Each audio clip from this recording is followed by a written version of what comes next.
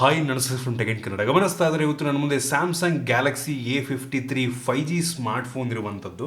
ಸ್ಯಾಮ್ಸಂಗಲ್ಲಿ most popular series ಆಗಿರುವಂಥ A ಸೀರೀಸ್ನಲ್ಲಿ ಅದು ಕೂಡ A50 ಸೀರೀಸ್ ಏನಿದೆ, ಹೆವಿ ಜನ ಒಂದು ಸ್ಮಾರ್ಟ್ಫೋನ್ ಸೀರೀಸ್ನ ತಗೋತಾರೆ ಆಯಿತಾ. ನೀವು ನಂಬಲ್ಲ, ಸ್ಯಾಮ್ಸಂಗ್ ಅವರು ಸೆಲ್ ಮಾಡುವಂಥ ಫೋನ್ಗಳಲ್ಲಿ ಹತ್ತತ್ರ 60% ಸ್ಮಾರ್ಟ್ಫೋನ್ ಸೇಲ್ಸು ಎ ಸೀರೀಸಿಂದಲೇ ಬರ್ತಾ ಇರುವಂಥದ್ದು ಆಯಿತಾ. ನೀವು ನಂಬಲ್ಲ, ಈ ಒಂದು ಸ್ಮಾರ್ಟ್ಫೋನ್ 35,000 ಪ್ರೈಸ್ ರೇಂಜಲ್ಲಿ ಲಾಂಚ್ ಆಗಿರುವಂಥದ್ದು ಆಯಿತಾ. ಈ ಒಂದು ಪ್ರೈಸ್ ರೇಂಜ್ಗೆ ಈ ಒಂದು ಸ್ಮಾರ್ಟ್ಫೋನ್ನ ಪರ್ಚೇಸ್ ಮಾಡ್ಬೋದಾ, ಏನು ಚೆನ್ನಾಗಿದೆ ಏನು ಚೆನ್ನಾಗಿಲ್ಲ ಅನ್ಬಾಕ್ಸ್ ಮಾಡ್ತಾ ಇದ್ದೀನಿ ಮತ್ತು ಫಸ್ಟ್ ಇಂಪ್ರೆಷನ್ ತಿಳಿಸ್ಕೊಡ್ತಾ ಇದ್ದೀನಿ. ಅದಕ್ಕಿಂತ ಮುಂಚೆ ನೀವು ನಮ್ಮ ಟೆಕ್ ಇನ್ ಕನ್ನಡ ಯೂಟ್ಯೂಬ್ನ ಸಬ್ಸ್ಕ್ರೈಬ್ ಮಾಡ್ಕೊಂಡಿಲ್ಲ ಅಂತ ಅಂದರೆ ಇಲ್ಲೇ ಸಬ್ಸ್ಕ್ರೈಬ್ ಮಾಡಿದ ಬೆಲ್ ಐಕನ್ ಕೂಡ ಕ್ಲಿಕ್ ಮಾಡ್ಬೋದು. ಮೊದಲದಾಗಿ ಈ ಒಂದು ಫೋನ್ನ ಬಾಕ್ಸನ್ನು, ಈ ಒಂದು ಸಣ್ಣ ಫೋನ್ನ ಬಾಕ್ಸನ್ನು ಓಪನ್ ಮಾಡೋಣ. ನಿಮ್ಗೆಲ್ಲರೂ ಗೊತ್ತಿರೋ ಹಾಗೆ ಸ್ಯಾಮ್ಸಂಗ್ ಅವರು ಅವರ ಮಿಡ್ ಆ್ಯಂಡ್ ಎಂಟ್ರಿ ಲೆವೆಲ್ ಸ್ಮಾರ್ಟ್ಫೋನ್ಗೂ ಕೂಡ ಚಾರ್ಜರ್ನ ಕೊಡೋದನ್ನು ಸ್ಟಾಪ್ ಮಾಡಿರುವಂಥದ್ದು. ಅದಕ್ಕೆ ಈ ಒಂದು ಫೋನ್ನ ಬಾಕ್ಸ್ ಕೂಡ ತುಂಬ ಸಣ್ಣದಾಗಿದೆ. ಈ ಒಂದು ಬಾಕ್ಸನ್ನು ಓಪನ್ ಮಾಡಿದ ತಕ್ಷಣ ಡೈರೆಕ್ಟಾಗಿ ಈ ಒಂದು ಸ್ಮಾರ್ಟ್ಫೋನ್ ನಿಮಗೆ ನೋಡೋಕೆ ಸಿಗುತ್ತೆ. ಫಸ್ಟ್ ಲುಕ್ಕಲ್ಲಿ ಕ್ರೇಜಿ ಇಂಪ್ರೆಸಿವ್ ಬಿಲ್ಡ್ ಅಂತ ಅನ್ನಿಸ್ತಾ ಇದ್ರ ಬಗ್ಗೆ ಆಮೇಲೆ ಮಾತನಾಡ್ತೀನಿ.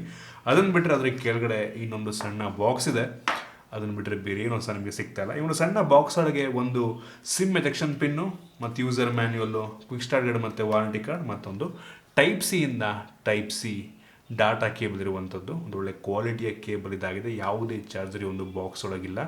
ನಿಮಗೆ ಒಂದು ಫೋನಿಗೆ 25 ವ್ಯಾಟ್ನ ಚಾರ್ಜರ್ ತನಕ ಬೇಕಾದರೆ ನೀವು ಯೂಸ್ ಮಾಡ್ಬೋದು. ಚಾರ್ಜರ್ನ ಸಪ್ರೇಟಾಗಿ ತೊಗೊಬೇಕಾಗತ್ತೆ. ಬೇಜಾರಾಗುವಂಥ ವಿಷಯ ಆಲ್ರೆಡಿ ಇದ್ದರೆ ಒಂದು ಒಳ್ಳೆಯ ವಿಷಯ, ಆದರೆ ಇಲ್ಲ ಅಂತ ಅಂದರೆ ಪರ್ಚೇಸ್ ಮಾಡಲೇಬೇಕಾಗತ್ತೆ. ಇನ್ನು ಡೈರೆಕ್ಟಾಗಿ ಈ ಒಂದು ಸ್ಮಾರ್ಟ್ಫೋನಿಗೆ ಬಂದ್ಬಿಡೋಣ. ಈ ಒಂದು ಸ್ಮಾರ್ಟ್ಫೋನ್ ಅಷ್ಟೊಂದು ವೆಯ್ಟ್ ಇಲ್ಲ ಆಯಿತಾ. ಸುಮಾರು 189 ಗ್ರಾಮ್ ವೆಯ್ಟ್ ಇರುವಂಥದ್ದು. ಸೊ ಕೈ ತುಂಬ ಚೆನ್ನಾಗಿ ಕೂತ್ಕೊಳ್ಳುತ್ತೆ. ಒಂದು ರೀತಿ ಪ್ರೀಮಿಯಂ ಫೀಲ್ನ ನಮಗೆ ಕೊಡುತ್ತೆ. ಮತ್ತೊಂದು ಲೆವೆಲ್ಗೆ ತಿನ್ನಕ್ಕೆ ಕೂಡ ಇರುವಂಥದ್ದು. 8.1 mm ಥಿಕ್ನೆಸ್ಸನ್ನು ಈ ಒಂದು ಸ್ಮಾರ್ಟ್ಫೋನ್ ಹೊಂದಿರುವಂಥದ್ದು. ಈ ಒಂದು ಫೋನ್ನ ಫ್ರಂಟಲ್ಲಿರುವಂಥದ್ದು ಗ್ಲಾಸು ಗೊರಿಲ್ಲಾ ಗ್ಲಾಸ್ 5, ಒಂದು ಒಳ್ಳೆಯ ವಿಷಯ. ಯಾವುದೇ ಸ್ಕ್ರೀನ್ ಗಾರ್ಡ್ ಅವ್ರು ಹಾಕಿಲ್ಲ, ನಾವು ಸಪ್ರೇಟಾಗಿ ಸ್ಕ್ರೀನ್ ಗಾರ್ಡನ್ನು ಕೂಡ ಹಾಕೊಬೇಕಾಗುತ್ತೆ. ಫ್ರಂಟಲ್ಲಿರುವಂಥ ಪಂಚುಲ್ ತುಂಬ ಅಂದರೆ ತುಂಬ ಸಣ್ಣದಾಗಿರುವಂಥದ್ದು. ಬೆಸಲ್ ಆಲ್ಮೋಸ್ಟ್ ಎಲ್ಲ ಕಡೆ ಕಡಿಮೆ ಇರುವಂಥದ್ದು. ಬಾಟಮಲ್ಲೂ ಕೂಡ ಒಂದು ಲೆವೆಲ್ಗೆ ಬೆಸಲ್ ಕಡಿಮೆ ಇದೆ ಅಂತ ಅನ್ನಿಸ್ತದೆ. ಆದರೆ ನಾನು ಪ್ರೀಮಿಯಂ ಫೋನ್ಗೆ ಕಂಪೇರ್ ಮಾಡೋದಕ್ಕೆ ಹೋದರೆ, ಅಂದರೆ heavy ಸ್ಯಾಮ್ಸಂಗಲ್ಲೇ heavy premium S21 S22 ಅದಕ್ಕೆಲ್ಲ ನೋಡೋದಕ್ಕೆ ಹೋದರೆ ಬೆಸಲ್ ಅದಕ್ಕೇನು ಸ್ವಲ್ಪ ಜಾಸ್ತಿನೇ. ಬಟ್ ಈ ಒಂದು ಪ್ರೈಸ್ ರೇಂಜಿಗೆ ಓಕೆ ಅಂತೀನಿ. 35,000 ಏನು ಕಡಿಮೆ ಪ್ರೈಸ್ ರೇಂಜ್ ಅಲ್ಲ ಆಯಿತಾ. 35,000 ರೂಪಾಯಿಗೂ ಒಂಥರ ಜಾಸ್ತಿನೇ ಅಂತಲೂ ಬೇಕಾದ್ರೆ ಅನ್ಕೊಂಬಿಡಿ ಬೇಕಾರೆ. ಸೊ ಫ್ರಂಟಿಂದ ಒಂದು ಒಳ್ಳೆಯ ಲುಕ್ಕನ್ನು ಹೊಂದಿರುವಂಥ ಫೋನ್ ಅಂತ ಅನ್ನಿಸ್ತು. ಇನ್ನು ಎಂದಕ್ಕೆ ಬಂತು ಅಂತಂದರೆ ಬೇಜಾರಾಗುವಂಥ ವಿಷಯ, ಇದೊಂದು ಪಾಲಿಕಾರ್ಬೋನೇಟ್ ಬ್ಯಾಕ್ ಆಯಿತಾ. ಸ್ಮಡ್ಜಸ್ ಸ್ವಲ್ಪನೂ ಆಗಲ್ಲ, ಆದರೆ ಸ್ಕ್ರ್ಯಾಚ್ ಆಗುವ ಸಾಧ್ಯತೆ ತುಂಬ ಜಾಸ್ತಿ ಇರುತ್ತೆ. ಈ ಒಂದು ಕಲರ್ ಸಖತ್ತಾಗಿದೆ, ಹೆವಿ ಪ್ರೀಮಿಯಂ ಫೀಲ್ನ ಕೊಡುತ್ತೆ ನಮಗೆ. ಒಂದು ರೀತಿ ಮ್ಯಾಟ್ ಫಿನಿಶ್ ಆಯಿತಾ. ಸೊ ಸ್ಮಡ್ಜಸ್ ಆಗಲ್ಲ, ಸ್ಕ್ರ್ಯಾಚ್ ಆದರೂ ಕೂಡ ಅಷ್ಟೊಂದು ಕಾಣಲ್ಲ ಆಯಿತಾ. ಬಟ್ ಸ್ಟಿಲ್ ಜೋರ ಸ್ಕ್ರ್ಯಾಚ್ ಮಾಡಿದ್ರೆ ಆಗೋ ಸಾಧ್ಯತೆ ಇರುತ್ತೆ. ಅದರಿಂದ ಬ್ಯಾಕ್ ಕವರ್ ಹಾಕೊಂಡ್ರೆ ತುಂಬ ಒಳ್ಳೆಯದು. ಅವ್ರು ಕೊಟ್ಟಿಲ್ಲ, ಸಪ್ರೇಟಾಗಿ ನೀವು ತೊಗೊಬೇಕಾಗತ್ತೆ. ಹಿಂದ್ಗಡೆಯಿಂದ ಬೆಂಕಿ ಲುಕ್ ಅನಿಸುತ್ತೆ ನಂಗೆ ಅನ್ನಿಸ್ದಂಗೆ. ಹಿಂದ್ಗಡೆ ನಿಮಗೆ 4 ಕ್ಯಾಮ್ರಾ ಸಿಗ್ತಾ ಇರುವಂಥದ್ದು ಮತ್ತು ಸಿಂಗಲ್ LED ಫ್ಲ್ಯಾಶ್ ಇದೆ. ಹಿಂದ್ಗಡೆ ಯಾವುದೇ ಫಿಂಗರ್ಪ್ರಿಂಟ್ ಸೆನ್ಸರ್ ಇಲ್ಲ. ಸೊ ನಮಗೆ ಗೊತ್ತಾಗ್ತಿರುವಂಥದ್ದು ಈ ಒಂದು ಫೋನಲ್ಲಿ ಇನ್ ಡಿಸ್ಪ್ಲೇ ಫಿಂಗರ್ಪ್ರಿಂಟ್ ಸೆನ್ಸರ್ ಇದೆ ಅಂತ. ಇದ್ರ ಬಗ್ಗೆ ಆಮೇಲೆ ಮಾತನಾಡ್ತೀನಿ. ಈ ಒಂದು ಫೋನ್ಲಿರುವಂಥ ಫ್ರೇಮ್ ಪ್ಲಾಸ್ಟಿಕ್ ಫ್ರೇಮ್ ಆಯಿತಾ, ಇನ್ನೊಂದು ಬೇಜಾರ್ ಆಗುವಂಥ ವಿಷಯ. ಈ ಒಂದು ಬೆಲೆಗೆ ಕೆಲವೊಂದು ಫೋನ್ಗಳು ನಿಮಗೆ ಮೆಟಾಲಿಕ್ ಫ್ರೇಮ್ಗಳನ್ನ ನೀಡ್ತಾರೆ. ಈ ಒಂದು phone USB type C port ಇದೆ. 3.5 ಹೆಡ್ಫೋನ್ ಜಾಕ್ ಕೊಟ್ಟಿಲ್ಲ ಅವರು. ಸೊ ವೈರ್ಲೆಸ್ ಇಯರ್ಫೋನ್ ತೊಗೊಬೇಕಾಗತ್ತೆ ನೀವು, ಅಥವಾ ಕನ್ವರ್ಟರ್ ಪಿನ್ ತೊಗೊಬೇಕಾಗತ್ತೆ ಟೈಪ್ ಸಿಯಿಂದ 3.5 ಹೆಡ್ಫೋನ್ ಜಾಕಿಂದು. ಮತ್ತು ಇದರಲ್ಲಿ ಹೈಬ್ರಿಡ್ ಸಿಮ್ ಸ್ಲಾಟ್ ಇರುವಂಥದ್ದು. 2 ಸಿಮ್ಮು ಅಥವಾ 1 ಸಿಮ್ ಒಂದು SD ಕಾರ್ಡ್ ನೀವು ಬೇಕಾದರೆ ಹಾಕೊಬೋದು. ಮತ್ತು ಕೆಳಗಡೆ ಸ್ಪೀಕರ್ ಗ್ರಿಲ್ ಇದೆ, ಮೇಲ್ಗಡೆ ಯಾವುದೇ ಸ್ಪೀಕರ್ ಗ್ರಿಲ್ ಇಲ್ಲ. ಹಂಗಂತ ಮೋನೋ ಸ್ಪೀಕರ್ ಅಂತ ಅನ್ಕೊಂಬಿಟ್ಟು ಇದು ಸ್ಟೀರಿಯೋ ಸ್ಪೀಕರ್. ಅದ್ರ ಬಗ್ಗೆ ಆಮೇಲೆ ಮಾತನಾಡ್ತೀನಿ. ಓವರಾಲ್ ಡಿಸೈನ್ ಮತ್ತು ಬಿಲ್ಡ್ ಕ್ವಾಲಿಟಿ ಲುಕ್ ವೈಸ್ ಚೆನ್ನಾಗಿದೆ. ಫ್ರಂಟು ಬ್ಯಾಕು ಸಖತ್ತಾಗಿ ಕಾಣುತ್ತೆ. ಪ್ಲಾಸ್ಟಿಕ್ ಬ್ಯಾಕ್ ಬೇಜಾರಾಯಿತು, ಮೆಟಾಲಿಕ್ ಫ್ರೇಮ್ ಕೊಟ್ಟಿರೋ ತುಂಬ ಸಖತ್ತಾಗಿರ್ತಿತ್ತು. ಒಟ್ಟಿಗೆ ಓಕೆ ಅಂತ ಈ ಒಂದು ಬೆಲೆಗೆ ಇನ್ನೂ ನಾನು ಜಾಸ್ತಿ ಎಕ್ಸ್ಪೆಕ್ಟ್ ಮಾಡ್ತಾ ಇದ್ದೆ.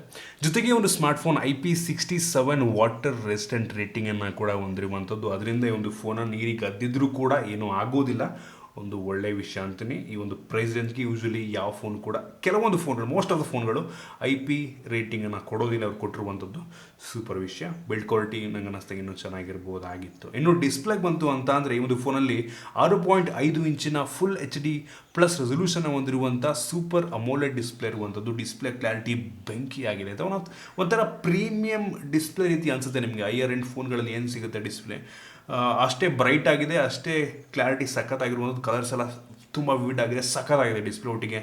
ಸೊ ಪ್ರೀಮಿಯಂ ಲೆವೆಲಿಗೆ ಬೇಕಾದ್ರೆ ನೀವು ಕಂಪೇರ್ ಮಾಡ್ಕೊಬೋದು. ಇದು 120 ಹರ್ಟ್ಸ್ನ ರಿಫ್ರೆಶ್ ರೇಟನ್ನು ಹೊಂದಿರುವಂಥದ್ದು. ಸೊ ಒಂದು ಒಳ್ಳೆಯ ವಿಷಯ ಅಂತೀನಿ. ಸೊ ನೀವು ಬೇಕಾದ್ರೆ 60 ಹರ್ಟ್ಸ್ಗೆ ಅಥವಾ 120 ಹರ್ಟ್ಸ್ಗೆ ಸ್ವಿಚ್ ಮಾಡ್ಕೊಬೋದು. ಸೊ ಡಿಸ್ಪ್ಲೇ ಬೆಂಕಿದೆ. ಸೊ ಈ ಒಂದು ಬೆಲೆಗೆ ನನಗೆ ಅನಿಸ್ದಂಗೆ ಚೆನ್ನಾಗಿದೆ ಅಂತ ಅನ್ನಿಸ್ತು. ಇನ್ನು ವೇರಿಯಂಟ್ಗಳ ಬಗ್ಗೆ ಮಾತನಾಡಬೇಕಂತಂದರೆ ಸದ್ಯಕ್ಕೆ ಒಂದು ಫೋನ್ 2 ವೇರಿಯಂಟಲ್ಲಿ ಲಾಂಚ್ ಆಗ್ತದೆ. 6GB RAM ಮತ್ತು 128GB ಸ್ಟೋರೇಜ್ ಮತ್ತು ಇನ್ನೊಂದು 8GB RAM ಮತ್ತು 128GB ಸ್ಟೋರೇಜು. ಈ ಒಂದು ಫೋನ್ಲಿರುವಂಥ ರ್ಯಾಮ್ LPDDR4X RAM ಆಯಿತಾ. ಬೇಜಾರಾಗುವಂಥ ವಿಷಯ, 10,000 ರೂಪಾಯಿ ತೊಗೊಂಡ್ರು ಕೂಡ ಸೇಮ್ ರ್ಯಾಮು, 35,000 ರೂಪಾಯಿ ಕೊಟ್ಟರು ಕೂಡ ಅದೇ ರ್ಯಾಮು. ಇದಕ್ಕಿಂತ ಕಡಿಮೆ ಬೆಲೆಗೆ DDR5 ಅನ್ನು ಹೊಂದಿರುವಂಥ ರ್ಯಾಮ್ಗಳು ಸಿಗ್ತವೆ. ಬೇಜಾರಾಗುವಂಥ ವಿಷಯ ಅವ್ರು ಕೊಟ್ಟಿಲ್ಲ, ಕೊಡ್ಬೋದಾಗಿದ್ದು ನಂಗೆ ಅನ್ನಿಸ್ದಂಗೆ. ಸ್ಯಾಮ್ಸಂಗ್ ಬ್ರ್ಯಾಂಡ್ ಅಲ್ವಾ, ಸೊ ಏನು ಮಾಡೋದಕ್ಕಾಗೋದಿಲ್ಲ. ಅವರು 35,000 ರೂಪಾಯಿಗೂ ಇದೇ ಒಂದು ಸ್ಪೆಸಿಫಿಕೇಷನ್ ಕೊಡ್ತಾರೆ. ಇನ್ನು ಸ್ಟೋರೇಜ್ ಕೂಡ ಅಷ್ಟೇ, ಅವರು ಸ್ಪೆಸಿಫೈ ಮಾಡಿಲ್ಲ ಎಲ್ಲೂ ಕೂಡ ಯಾವ ಸ್ಟೋರೇಜ್ ಹಾಕಿದ್ದಾರೆ ಅಂತ. ಒಂದು UFS 2.1 ಅಥವಾ 2.2, ಮೋಸ್ಟ್ ಪ್ರಾಬಬ್ಲಿ ಇದು 2.2 ಅಂತ ಅನ್ನಿಸ್ತಾ ಇರುವಂಥದ್ದು ಆಯಿತಾ. ಸೊ ನಾನು ಚೆಕ್ ಮಾಡ್ದಂಗೆ ರೀಡ್ ಸ್ಪೀಡ್ ಹತ್ತಿರ 500 MB/s ತನಕ ಬರ್ತಾ ಇರುವಂಥದ್ದು. ರೈಟ್ ಸ್ಪೀಡು ಹತ್ತಿರ 100 MB/s ತನಕ ಬರ್ತಾ ಇರುವಂಥದ್ದು. ಮೋಸ್ಟ್ಲಿ UFS 2.1 ಅಥವಾ 2.2 ಆಗಿರಬಹುದು. ಕನ್ಫರ್ಮ್ ಮಾಡ್ತೀನಿ ಡಿಸ್ಕ್ರಿಪ್ಷನ್ ನಿಮಗೆ, ಅಥವಾ ಕಾಮೆಂಟಲ್ಲಿ ಪಿನ್ ಮಾಡ್ತೀನಿ ನಿಮಗೆ ಅದನ್ನ, ಅಥವಾ ಈ ಸ್ಕ್ರೀನಲ್ಲಿ ಹಾಕ್ತೀನಿ ನೋಡಿಬೇಕಾದ್ರೆ ಅದು ಫುಲ್ ಕಂಪ್ಲೀಟ್ ಆಗಿ ಬ್ರ್ಯಾಂಡ್ ಅವರು ರಿವೀಲ್ ಮಾಡಿದ್ಮೇಲೆ. ಇನ್ನು ಪ್ರೋಸರ್ ಬಗ್ಗೆ ಮಾತನಾಡಬೇಕಂತ ಅಂದರೆ ಒಂದು ಫೋನಲ್ಲಿ Exynos ಇಂದು ಒಂದು ಹೊಸ ಪ್ರೋಸರ್ ಇರುವಂಥದ್ದು. Exynos 1280 ಅಂತ ಒಂದು ಮಿಡ್ ಎಂಡ್ ಪ್ರೋಸರು. ನಾನು AnTuTu ಬೆಂಚ್ಮಾರ್ಕ್ ಚೆಕ್ ಮಾಡ್ದಂಗೆ ಈ ಒಂದು ಫೋನ್ ಸುಮಾರು 3,70,3,80,000 ರೇಟಿಂಗನ್ನು ಕೊಡ್ತಾ ಇರುವಂಥದ್ದು ಆಯಿತಾ. ಈ ಒಂದು ಬೆಲೆಗೆ ಸ್ವಲ್ಪ ಕಡಿಮೆ, ಸ್ವಲ್ಪ ಜಾಸ್ತಿ ಕಡಿಮೆನೇ. ನಿಮಗೆ ಈ ಒಂದು ಬೆಲೆಗೆ ಸ್ನ್ಯಾಪ್ಡ್ರ್ಯಾಗನ್ 888 ಹೊಂದಿರುವಂಥ ಫೋನ್ಗಳು ಕೂಡ ಸಿಗ್ತವೆ. ಸೊ ಅದಕ್ಕೆ ನಾವು ನೋಡಿಕೊಂಡ್ರೆ ಇದು ಏನೂ ಅಲ್ಲ ಆಯಿತಾ. ಕೇವಲ 3,70,000-80,000 ಅಂತಂದರೆ ಯಾವ ಲೆಕ್ಕ ನಂಗೆ ಅನ್ನಿಸ್ದಂಗೆ ಹೇಳಿ ನೀವೇ. ಸೊ ನಾನು PUBG ಅಂದರೆ BGMI ಚೆಕ್ ಮಾಡ್ದಂಗೆ ಇದರಲ್ಲಿ ಅಲ್ಟ್ರಾ ಎಕ್ಸ್ಟ್ರೀಮ್ ಬಿಟ್ ಹಾಕಿ ಅಲ್ಟ್ರಾನೂ ಇಲ್ಲ, ಹೈ ಸೆಟ್ಟಿಂಗಲ್ಲಿ ಆಡ್ಕೊಬೋದು ನಾವು. ಬೇಜಾರಾಗುವಂಥ ವಿಷಯ, 35,000 ಕೊಟ್ಬಿಟ್ಟು ನಾವು ಹಿಂಗೆ ಆಗ್ಬಿಟ್ರೆ ಯಾರಿಗೆ ಕೇಳಬೇಕು ಹೇಳಿ. ಮತ್ತು ಇದು 5G ಪ್ರೋಸೆಸರ್ ಆಗಿರೋದ್ರಿಂದ ಒಂದು ಪ್ಲಸ್ ಪಾಯಿಂಟು. ಸೊ Exynos ಅವರೇ ಒಂದು ಮಿಡ್ ಎಂಡಿನ 5G ಪ್ರೋಸೆಸರ್ ತೊಗೊಂಬಂದಿರುವಂಥದ್ದು ಆಯಿತಾ. ಸೊ ನೋಡಿ ನಿಮ್ಮಿದು ಒಟ್ಟಿಗೆ ಅಂಥ ಹೆವಿ ಕ್ರೇಜಿ ಪವರ್ಫುಲ್ ಆಗಿರುವಂಥ ಪ್ರೋಸೆಸರ್ ಇದಲ್ಲ. ಈ ಬೆಲೆಗೆ ಇದಕ್ಕಿಂತ ಪವರ್ಫುಲ್ ಆಗಿರುವಂಥ ಪ್ರೋಸೆಸರ್ಗಳು ನಿಮಗೆ ಸಿಗ್ತವೆ. ಇನ್ನು ಡೈರೆಕ್ಟಾಗಿ ಕ್ಯಾಮ್ರಾ ಬಗ್ಗೆ ಮಾತನಾಡಬೇಕಂತ ಅಂದರೆ ಈ ಒಂದು ಫೋನಲ್ಲಿ ರೇರಲ್ಲಿ 4 ಕ್ಯಾಮ್ರಾ ಇರುವಂಥದ್ದು. ಅದರಲ್ಲಿ main sensor 64 MP main sensor, 1.8 aperture. ಇದು ಆಪ್ಟಿಕಲ್ ಇಮೇಜ್ ಸ್ಟೆಬಿಲೈಸೇಷನ್ನ ಹೊಂದಿರುವಂಥದ್ದು ಆಯಿತಾ. ಇದು ತೆಗೆಯುವಂಥ ಫೋಟೋ ನನಗೆ ಈ ಒಂದು ಬೆಲೆಗೆ ಚೆನ್ನಾಗಿದೆ. ಕ್ರೇಜಿ ಇಂಪ್ರೆಸಿವ್ ಅಂತ ಅನ್ನಲ್ಲ, ಈ ಒಂದು ಬೆಲೆಗೆ ಒಂದು ಒಳ್ಳೆ ಫೋಟೋನ ಪ್ರೊಡ್ಯೂಸ್ ಮಾಡುತ್ತೆ. ನಾನು ಇದಕ್ಕಿಂತ ಒಳ್ಳೆ ಫೋಟೋ ಪ್ರೊಡ್ಯೂಸ್ ಮಾಡಿದಂಥ ಫೋನ್ಗಳನ್ನ ಕೂಡ ನೋಡಿದ್ದೀನಿ, ಬಟ್ ಇದು ನಾನು ಕೆಟ್ಟದಾಗಿದೆ ಅಂತ ಅನ್ನಲ್ಲ ಆಯಿತಾ. 35,000 ರೂಪಾಯಿಗೆ ಚೆನ್ನಾಗಿದೆ, ಇನ್ನೂ ಇಂಪ್ರೂವ್ ಆಗ್ಬೋದಾಗಿತ್ತು ನಂಗೆ ಅನ್ನಿಸುತ್ತೆ. ಕಲರ್ಸ್ ಎಲ್ಲ ಎದ್ದೆದ್ದು ಕಾಣುತ್ತೆ, ಝೂಮ್ ಮಾಡಿದ್ರು ಕೂಡ ಒಂದು ಲೆವೆಲ್ಗೆ ಡೀಟೇಲ್ಸ್ ರಿಟರ್ನ್ ಆಗುತ್ತೆ. ಕಲರ್ಸ್ ಎಲ್ಲ ಸಖತ್ತಾಗಿದೆ, ನನಗೆ ತುಂಬ ಇಷ್ಟ ಆಯಿತು. ಚೆನ್ನಾಗಿ ಕಾಣುತ್ತೆ ಡೇ ಲೈಟಲ್ಲಿ ತೆಗೆಯುವಂಥ ಫೋಟೋಗಳೆಲ್ಲ. ಮತ್ತು ಇಂಡೋರ್ ಕೂಡ ಪರವಾಗಿಲ್ಲ ಅಂತೀನಿ ಒಂದು ಲೆವೆಲಿಗೆ. ಕ್ರೇಜಿ ಇಂಪ್ರೆಸಿವ್, 35,000 ಲೆವೆಗಿಲ್ಲ ಅಂತ ಅಲ್ಲ ನಾನು. ಚೆನ್ನಾಗಿದೆ, ಸ್ಯಾಂಪಲ್ಸ್ ನೋಡಿ ನೀವೇ ಬೇಕಾದ್ರೆ ಜಡ್ಜ್ ಮಾಡ್ಬೋದು. ಅದನ್ನು ಬಿಟ್ಟರೆ ಇನ್ನೊಂದು 12 MP ಒಂದು ಅಲ್ಟ್ರಾ ವೈಡ್ ಆ್ಯಂಗಲ್ ಲೆನ್ಸ್ ಇರುವಂಥದ್ದು ಆಯಿತಾ. ಸಖತ್ತಾಗಿದೆ, ತುಂಬ ಹೆವಿ ವೈಡ್ ಆಗಿದೆ ಆಯಿತಾ, ಸಖತ್ ವೈಡ್ ಆಗಿದೆ. ಅದು ನಂಗೆ ಇಂಪ್ರೆಸ್ ಮಾಡ್ತು. ಕ್ಲಾರಿಟಿ ಪರವಾಗಿಲ್ಲ, ಬಟ್ ಹೆವಿ ಅಂದರೆ ಹೆವಿ ವೈಡ್ ಆಗಿದೆ, 12 MP. ಬಟ್ ಈಗ ಅದು ಇಷ್ಟ ಆಯ್ತು ನನಗೆ, ಬಟ್ ಬೆಲೆಗೆ ಓಕೆ ಅಂತೀನಿ. ಅದನ್ನು ಬಿಟ್ಟರೆ ಇನ್ನೂ 2 ಸೆನ್ಸರ್ ಇರುವಂಥದ್ದು. 5 MP ಮ್ಯಾಕ್ರೋ, ಇನ್ನೊಂದು 5 MP ಡೆಪ್ತ್ ಸೆನ್ಸರ್. ಸೊ ನಾನು ಮ್ಯಾಕ್ರೋ ಇದು ಅಷ್ಟೊಂದು ಚೆನ್ನಾಗಿಲ್ಲ ಅಂತ ಅನ್ನಲ್ಲ. ಅದಕ್ಕೆ ಬೇರೆದಕ್ಕೆ ನೋಡ್ಕೊಳಕ್ಕೆ ಹೋದರೆ 12-13 ಸಾವಿರ ಫೋನಲ್ಲಿ ನನಗೆ ಮಾಡೋ ಕೆಲಸದಲ್ಲಿ 2 MP ಮ್ಯಾಕ್ರೋ ಕೊಟ್ಟಿರ್ತಾರಲ್ವ. ಸೊ ಅದಕ್ಕಿಂತ ಎಷ್ಟೋ ಬೆಟರು. ಆ ಸ್ಯಾಂಪಲ್ಸ್ ನೋಡ್ತಾ ಇದ್ರೆ ನೀವೇ, ಬಟ್ ಪರವಾಗಿಲ್ಲ ಅಂತೀನಿ. ಆದರೂ ಅವರ ಅವಶ್ಯಕತೆ ಇಲ್ಲ. ಕೆಲವೊಂದು ಫೋನ್ಗಳಲ್ಲಿ ಮೇಯ್ನ್ ಸೆನ್ಸಾರೇ ಇದಕ್ಕಿಂತ ಒಳ್ಳೆ ಫೋಟೋ ತೆಗೆದುಬಿಡುತ್ತೆ. ಇನ್ನೂ ಸಖತ್ತಾಗಿರೋ ಮ್ಯಾಕ್ರೋ ಲೆನ್ಸ್ ನೋಡಿದ್ದೀನಿ ನನ್ನ ಫೋನಲ್ಲೇ, ಇನ್ನೂ ಸಖತ್ತಾಗಿರುತ್ತೆ. ಇನ್ನೂ ಹತ್ರಕ್ಕೆ ಇಟ್ಬಿಟ್ಟು ಹೆವಿ ಮ್ಯಾಕ್ರೋ ಶಾಟ್ಸನ್ನು ತೆಗಿಬೋದು. ಆ ರೀತಿ ಕೂಡ ಇದು ಇಲ್ಲ, ಅದಕ್ಕೆಲ್ಲ ನಾವು ಕಂಪೇರ್ ಮಾಡೋದಕ್ಕಾಗೋದಿಲ್ಲ. ಇನ್ನೊಂದು 5 MP ಡೆಪ್ತ್ ಸೆನ್ಸರ್ ಇರುವಂಥದ್ದು, ಬ್ಯಾಕ್ಗ್ರೌಂಡನ್ನು ಬ್ಲರ್ ಮಾಡೋದಕ್ಕೆ ಮಾಡೋ ಕೆಲಸ ಎಲ್ಲ ಕೊಟ್ಟಿದ್ದಾರೆ.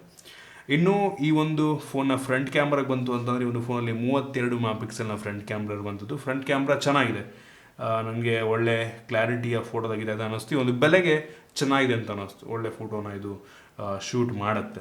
ಸೊ ಇಷ್ಟ ಆಯ್ತು ನನಗೆ ಒಟ್ಟಿಗೆ. ಇನ್ನು ಈ ಒಂದು ಫೋನ್ನ ವಿಡಿಯೋಗ್ರಫಿ ಬಗ್ಗೆ ಮಾತನಾಡಬೇಕಂತಂದರೆ ಫ್ರಂಟು ಮತ್ತು ಬ್ಯಾಕ್ ಎರಡೂ ಕೂಡ 4K ವಿಡಿಯೋ ರೆಕಾರ್ಡ್ ಮಾಡಬಲ್ಲಂಥ ಸಾಮರ್ಥ್ಯ ಹೊಂದಿರುವಂಥದ್ದು ಒಂದು ಒಳ್ಳೆಯ ವಿಷಯ. ಕ್ಲಾರಿಟಿ, ರಿಯರ್ ಕ್ಯಾಮ್ರಾ ಕ್ಲಾರಿಟಿ ಸಖತ್ತಾಗಿದೆ. ಆಪ್ಟಿಕಲ್ ಇಮೇಜ್ ಸ್ಟೆಬಿಲೈಸೇಷನ್ ಇರೋದ್ರಿಂದ ಒಂದು ಸ್ಟೇಬಲ್ ವಿಡಿಯೋ ಶಾರ್ಟ್ಸನ್ನು ಪ್ರೊಡ್ಯೂಸ್ ಮಾಡುತ್ತೆ. ಆ ಸ್ಯಾಂಪಲ್ಸ್ ನೀವೇ ನೋಡ್ತಾ ಇದ್ದರೆ. ಫ್ರಂಟ್ ಕ್ಯಾಮ್ರಾ ಕೂಡ ಒಂದು ಲೆವೆಲಿಗೆ ಚೆನ್ನಾಗಿದೆ ಕ್ಲಾರಿಟಿ. ಇಷ್ಟ ಆಯಿತು ನನಗೆ. ಇನ್ನು ಸೆಕ್ಯೂರಿಟಿ ಬಗ್ಗೆ ಮಾತನಾಡಬೇಕಂತ ಅಂದರೆ ಒಂದು ಫೋನಲ್ಲಿ ಇನ್ ಡಿಸ್ಪ್ಲೇ ಫಿಂಗರ್ ಸೆನ್ಸರ್ ಇರುವಂಥದ್ದು, ಆಪ್ಟಿಕಲ್ ಇನ್ ಡಿಸ್ಪ್ಲೇ ಆಯಿತಾ. ನೀವು ಅಲ್ಟ್ರಾಸಾನಿಕ್ ಎಲ್ಲ ಸ್ಯಾಮ್ಸಂಗ್ ಕಡೆಯಿಂದ ಈ ಒಂದು ಬೆಲೆಗೆ ಎಕ್ಸ್ಪೆಕ್ಟ್ ಮಾಡೋದಕ್ಕೆ ಹೋಗಬೇಡಿ. ಸೊ ಇದರಲ್ಲಿ ಇನ್ ಡಿಸ್ಪ್ಲೇ ಇದೆ, ತುಂಬ ಫಾಸ್ಟಾಗಿ ಅನ್ಲಾಕ್ ಮಾಡುತ್ತೆ, ಇಂಪ್ರೆಸ್ ಮಾಡ್ತು. ಮತ್ತು ಫೇಸ್ ಅನ್ಲಾಕ್ ಕೂಡ ಅಷ್ಟೇ ಒಂದು ಲೆವೆಲಿಗೆ ಫಾಸ್ಟಾಗಿರುವಂಥದ್ದು. ಸ್ಯಾಮ್ಸಂಗಿಂದ ಫೇಸ್ ಅನ್ಲಾಕು ಎಷ್ಟು ವೆಯ್ಟ್ ಮಾಡುತ್ತೆ ಅಂತ ಅಂದರೆ ತುಂಬ ನೋಡ್ಬೋದು. ಫುಲ್ ನೀವು ಆ್ಯಂಗಲ್ ಕರೆಕ್ಟಾಗಿ ಹಾಕಿದ ತಕ್ಷಣ ಮಾಡುತ್ತೆ. ಪಟ್ಟ ಅಂತ ಏನೇನೋ ಕೆಲವೊಂದು ಫೋನ್ಗಳು ಮಾಡ್ತಾವಲ್ಲ, ಸೊ ಇದು ಪಟ್ ಅದನ್ನ ಅನ್ಲಾಕ್ ಮಾಡಲ್ಲ. ಫುಲ್ ಯೋಚನೆ ಮಾಡಿ ಹೌದು ಇದೇನಾ ಫೇಸು, ಓಕೆ ಹಿಂಗೆ ಅಥವಾ ಅನ್ಲಾಕ್ ಮಾಡ್ತೀನಿ ಅಂದ್ಬಿಟ್ಟು ನಿಧಾನಕ್ಕೆ ಮಾಡುತ್ತೆ. ಸೊ ಅದೊಂಥರ ಸೆಕ್ಯೂರಿಟಿಗೆ ಒಳ್ಳೆಯದು. ಕೆಲವೊಂದು ಸಲ ಉರ್ದೋಗ್ಬಿಡುತ್ತೆ, ಏನ್ಗಳು ಅನ್ಲಾಕ್ ಆಗಲ್ಲ ಅನ್ಸುತ್ತೆ. ಬಟ್ ಸ್ಟ್ರೈಟಾಗಿ ಇಟ್ಕೊಂಡಿರ್ಬೇಕಾರೆಲ್ಲ ತುಂಬ ಫಾಸ್ಟ್ ಆಗುತ್ತೆ ಆಯಿತಾ ಒಂದು ಲೆವೆಲ್ಗೆ. ಬಟ್ ಸೈಡಲ್ಲಿ ಹಿಂಗೆ ಇಟ್ಕೊಂಡಾಗೆಲ್ಲ ಸ್ವಲ್ಪ ವೆಯ್ಟ್ ಮಾಡಿ ನಿಧಾನಕ್ಕೆ ಮಾಡುತ್ತೆ. ಬಟ್ ಓಕೆ ಅಂತೀನಿ. ಇನ್ನು ಬ್ಯಾಟ್ರಿ ಬಗ್ಗೆ ಮಾತನಾಡಬೇಕಂತ ಅಂದರೆ ಒಂದು ಫೋನಲ್ಲಿ 5000 mAh ಕೆಪಾಸಿಟಿ ಬ್ಯಾಟ್ರಿ ಇರುವಂಥದ್ದು ಒಂದು ಒಳ್ಳೆಯ ವಿಷಯ ಆಯಿತಾ. 5000 ಅಂತಂದರೆ ಮಾಡರೇಟ್ ಯೂಸ್ಗೆ ಆರಾಮಾಗಿ ಒಂದೂವರೆ ದಿನ ಬರುತ್ತೆ. ಆದರೆ ಬಾಕ್ಸ್ ಒಳಗೆ ಯಾವುದೇ ಚಾರ್ಜರ್ನ ಕೊಟ್ಟಿಲ್ಲ. ನೀವು ತೊಗೊಂಡ್ರೆ ಈ ಫೋನ್ 25 ವ್ಯಾಟನ್ನು ಸಪೋರ್ಟ್ ಮಾಡುತ್ತೆ, ಒಳ್ಳೆಯ ವಿಷಯ. 25 ವ್ಯಾಟ್ ಅಂದರೆ. ಆದರೆ ಈ ಬೆಲೆಗೆ ನಿಮಗೆ 65 ವ್ಯಾಟ್ 66 ವ್ಯಾಟ್ ಸಪೋರ್ಟ್ ಆಗುವಂಥ ಫೋನ್ಗಳೆಲ್ಲ ಸಿಗ್ತವೆ. ಇದು ಕೇವಲ 25 ವ್ಯಾಟ್ ಆಯಿತಾ, ಬೇಜಾರಾಗುವಂಥ ವಿಷಯ. ಆದರೆ ಬಾಕ್ಸ್ ಒಳಗೆ ಅಟ್ಲೀಸ್ಟ್ ಕೊಟ್ಟಿದ್ರೆ ಚೆನ್ನಾಗಿರ್ತಿತ್ತು, ಬಟ್ ಅದನ್ನು ಕೂಡ ಅವರು ಕೊಟ್ಟಿಲ್ಲ. ಇನ್ನು ಸ್ಪೀಕರಿಗೆ ಬಂತು ಅಂತ ಅಂದರೆ ಈ ಒಂದು ಫೋನಲ್ಲಿ ಸ್ಟೀರಿಯೋ ಸ್ಪೀಕರ್ ಇರುವಂಥದ್ದು, ಬಾಟಮ್ ಫೈರಿಂಗ್ ಒಂದು ಮತ್ತು ಇಯರ್ ಪೀಸಿನ ಒಂದು ಸ್ಪೀಕರ್ ರೀತಿ ಕೆಲಸವನ್ನು ಮಾಡುತ್ತೆ. ಇದು ಡಾಲ್ಬಿ ಅಟ್ಮೋಸನ್ನು ಸಪೋರ್ಟ್ ಮಾಡೋದು, ಅದು ಒಂದು ಒಳ್ಳೆಯ ವಿಷಯ. ಸ್ಪೀಕರ್ನ ಕ್ಲಾರಿಟಿ ಚೆನ್ನಾಗಿದೆ, ಜೋರಾಗಿ ಕೂಡ ಕೇಳುತ್ತೆ. ಸ್ಪೀಕರ್ ನನಗೆ ಇಂಪ್ರೆಸ್ ಮಾಡ್ತು, ಚೆನ್ನಾಗಿದೆ ಅನ್ನಿಸ್ತು. ಇನ್ನು OIS ಬಗ್ಗೆ ಮಾತನಾಡಬೇಕಂತ ಅಂದರೆ ಒಂದು ಫೋನಲ್ಲಿ ಆ್ಯಂಡ್ರಾಯ್ಡ್ 12ನ ಬೇಸ್ ಮೇಲೆ ರನ್ ಆಗ್ತಿರುವಂಥ One UI ಇರುವಂಥದ್ದು. ಸೊ ಇದು UI ಚೆನ್ನಾಗಿದೆ, ಅಂದರೆ ಸ್ಮೂತಾಗಿ ಕೆಲಸವನ್ನು ಮಾಡುತ್ತೆ. ಆದರೆ ಕೆಲವು ಜನಕ್ಕೆ ಇಷ್ಟ ಆಗ್ಬೋದು, ಕೆಲವು ಜನಕ್ಕೆ ಇಷ್ಟ ಆಗದೇ ಇರ್ಬೋದು. ಸೊ ಇದು ಅಂಥ ಸ್ಟಾಕ್ ಆ್ಯಂಡ್ರಾಯ್ಡ್ ಎಕ್ಸ್ಪೀರಿಯನ್ಸ್ ನಿಮಗೆ ನೀಡೋದಿಲ್ಲ. ಬಟ್ ಒಟ್ಟಿಗೆ ಚೆನ್ನಾಗಿ ಆಪ್ಟಿಮೈಸ್ ಮಾಡಿದರೆ ತುಂಬ ಸ್ಮೂತಾಗಿ ಕೆಲಸವನ್ನು ಮಾಡುತ್ತೆ. ಸೊ ಅದು ಇಷ್ಟ ಆಯ್ತು ನನಗೆ. ಕೆಲವೊಂದು ಬೇಡದಂಥ ಅಪ್ಲಿಕೇಶನ್ಗಳಿದೆ, ಅದನ್ನು ನಾನು ಇನ್ಸ್ಟಾಲ್ ಮಾಡಿಕೊಂಡ್ರೆ ಒಳ್ಳೆಯದು. ಬಟ್ ಸ್ಯಾಮ್ಸಂಗಿಂದು ತುಂಬ ಅವ್ರದ್ದೇ ಅಪ್ಲಿಕೇಶನ್ಗಳು, ಏನೇನೋ ಅಪ್ಲಿಕೇಶನ್ಗಳಿದೆ ಆಯಿತು, ಅದನ್ನು ಇನ್ಸ್ಟಾಲ್ ಮಾಡೋದಕ್ಕೂ ಆಗಲ್ಲ ಕೆಲವೊಂದು. ಸೊ ಆ ರೀತಿ ಇದೆ. ಮತ್ತು ಇದರಲ್ಲಿ ಸ್ಯಾಮ್ಸಂಗ್ ಪೇ ಕೂಡ ಇರುವಂಥದ್ದು ಆಯಿತಾ. ಸೊ NFC ಮುಖಾಂತರ ನೀವು ಕಾರ್ಡನ್ನ ಆ್ಯಡ್ ಮಾಡಿಕೊಂಡು ಹೊರಗಡೆ ಹೋದಾಗ ಟ್ರಾನ್ಸಾಕ್ಷನ್ ಮಾಡ್ಬೋದು. ಸೊ ಒಂದು ಒಳ್ಳೆಯ ವಿಷಯ ಅಂತೀನಿ. ಮತ್ತು ಈ ಒಂದು ಫೋನಲ್ಲಿ ಡ್ಯುಯಲ್ ಬ್ಯಾಂಡ್ ವೈಫೈ ಇರುವಂಥದ್ದು, ಬ್ಲೂಟೂತ್ 5.1 ಇದೆ, ಮತ್ತು ಆಗಲಿದಂಗೆ NFC ಇದೆ, ಮತ್ತು ಆಲ್ಮೋಸ್ಟ್ ಎಲ್ಲ ಸೆನ್ಸರ್ಸನ್ನು ಈ ಒಂದು ಫೋನಿಗೆ ಹಾಕಿರುವಂಥದ್ದು. ಮತ್ತು ಇದು ಕ್ಯಾರಿಯರ್ ಅಗ್ರಿಗೇಷನ್ನ ಕೂಡ ಸಪೋರ್ಟ್ ಮಾಡುತ್ತೆ, ಒಂದು ಒಳ್ಳೆಯ ವಿಷಯ. ಇದಿಷ್ಟು ಈ ಒಂದು ಫೋನ್ನ ಮೈನ್ ಫೀಚರ್ಸ್. ನೀವು ಆದರೆ ಕೇಳ್ಬೋದು ಈ ಒಂದು ಫೋನ್ನ 35,000 ಪ್ರೈಸೊಂದಿಗೆ ಪರ್ಚೇಸ್ ಮಾಡ್ಬೋದು ಅಂತ. ನಾನಂತೀನಿ 35,000 ರೂಪಾಯಿ ಇದಕ್ಕಿಂತ ಒಳ್ಳೆ ಫೋನ್ಗಳು ಆರಾಮ ಸಿಗ್ತವೆ. ಕೆಲವೊಂದು ಫ್ಲ್ಯಾಗ್ಶಿಪ್ ಫೋನ್ಗಳೇ ಸಿಕ್ಬಿಡ್ತವೆ ಇದೆ. ಒಂದು ಫೋನಲ್ಲಿ ಪ್ರತಿಯೊಂದು ಚೆನ್ನಾಗಿದೆ ಆಯಿತಾ. ಆದರೆ ಪ್ರೋಸರ್ ಒಂದನ್ನು ಬಿಟ್ಟು 5G ಪ್ರೋಸರ್ ಆದರೂ ಕೂಡ ಮಿಡ್ ಎಂಡ್ ಪ್ರೋಸರ್ ಈ ಒಂದು ಬೆಲೆಗೆ 888 ಹೊಂದಿರುವಂಥ ಫೋನ್ಗಳು ಕೂಡ ಸಿಗ್ತವೆ. ಸೊ ಅದನ್ನು ನೋಡಿಕೊಂಡ್ರೆ ಒಂದು ಬೇಜಾರಾಗುವಂಥ ವಿಷಯ. ಅದೊಂದು ಪ್ರೋಸರ್ ಬಿಟ್ಟು ಉಳಿದಿದ್ದೆಲ್ಲ ಒಂದು ಲೆವೆಲಿಗೆ ಓಕೆ ಅಂತೀನಿ ಆಯಿತಾ. ಆದರೂ ಕೂಡ ಗ್ಲಾಸ್ ಬ್ಯಾಕ್ ಇಲ್ಲ, ಮತ್ತು ಫ್ರೇಮು ಪ್ಲಾಸ್ಟಿಕ್ ಫ್ರೇಮ್ ಬಿಟ್ಟಿಗೆ ಹೋಗಲಿ ಕೊಡೋಣ ಇದನ್ನು ಕನ್ಸಿಷನ್ನ ಗ್ಲಾಸ್ ಬ್ಯಾಕ್ ಕೊಡ್ಬೋದಾಗಿತ್ತು. ಡಿಸ್ಪ್ಲೇ ಚೆನ್ನಾಗಿದೆ. ವೇರಿಯಂಟು UFS ಸ್ಟೋರೇಜು 3.1 DDR5 ಕೊಟ್ಟಿರೋ ಚೆನ್ನಾಗಿರ್ತಿತ್ತು. ಮತ್ತು ಪ್ರೋಸರ್ ಇನ್ನೂ ಪವರ್ಫುಲ್ ಆಗಿದ್ದಿದ್ರೆ. ಕ್ಯಾಮ್ರಾ ಓಕೆ, ಅದು ಬಿಟ್ಟರೆ ಉಳಿದಿದ್ದೆಲ್ಲ ಓಕೆ ಅನ್ನಿಸ್ತು. ಒಟ್ಟಿಗೆ ಮೈನ್ ಪ್ರೋಸರ್ ಒಂದು ಸ್ವಲ್ಪ ಇನ್ನೂ ಚೆನ್ನಾಗಿದ್ದರೆ ಬೆಂಕಿ ಇರ್ತಾಯಿತ್ತು. ಸೊ ಕೆಲವು ಜನ ಆದರೂ ಕೂಡ ಈ ಒಂದು ಫೋನ್ ತೊಗೋತಾರೆ. ಏನಕ್ಕೆ ಅಂದರೆ ಸ್ಯಾಮ್ಸಂಗ್ ಬ್ರ್ಯಾಂಡಿಂಗು ಮತ್ತು A ಸೀರೀಸ್. ಏನಕ್ಕೆ ಅಂದರೆ ಸ್ಯಾಮ್ಸಂಗ್ ಅವರು ಹೆವಿ ಫೋನ್ಸ್ಗಳನ್ನ A ಸೀರೀಸಲ್ಲಿ ಲಾಂಚ್ ಮಾಡ್ತಾರೆ. ಆಫ್ಲೈನಲ್ಲಿ ಹೆವಿ ಸೇಲ್ಸ್ ಆಗುತ್ತೆ. ಆ ಒಂದು ನಂಬಿಕೆಗೋಸ್ಕರನೇ ಸ್ಯಾಮ್ಸಂಗಿಂದು ಎಷ್ಟೇ ಕಾಸ್ಟ್ಲಿ ಅದು ಕೂಡ ಜನ ತಗೋತಾರೆ. ಇದನ್ನು ಕೂಡ ತಗೋತಾರೆ ನಂಗೆ ಅನ್ನಿಸ್ದಂಗೆ. ಬಟ್ ಇದಕ್ಕಿಂತ ಪವರ್ಫುಲ್ ಆಗಿರೋಂಥ ಫೋನ್ ಸಿಗ್ತವೆ. ಇದಿಷ್ಟು ಈ ಒಂದು ಫೋನ್ನ ಬಗ್ಗೆ ನನ್ನ ಆನೆಸ್ಟ್ ಒಪಿನಿಯನ್. ನಿಮಗೆ ಇದ್ರ ಬಗ್ಗೆ ಅನಿಸುತ್ತೆ ದಯವಿಟ್ಟು ಕಾಮೆಂಟ್ ತಿಳಿಸ್ಬೋದು. ಇಷ್ಟ ದಯವಿಟ್ಟು ಲೈಕ್ ಮಾಡಿ, ಶೇರ್ ಮಾಡಿ. ರೀತಿ ನಮ್ಮ ಬೇರೆ ವಿಡಿಯೋ ನಮ್ಮ ಟೆಕ್ನಿಕಲ್ ಸಬ್ಸ್ಕ್ರೈಬ್ ಮಾಡ್ಕೊಂಡಿಲ್ಲ ಅಂತಂದರೆ ಈಗ ಸಬ್ಸ್ಕ್ರೈಬ್ ಮಾಡಿದ ಬೆಲ್ ಐಕನ್ ಕೂಡ ಕ್ಲಿಕ್ ಮಾಡ್ಬೋದು. ಸಿಗೋಣ ಮುಂದೆ.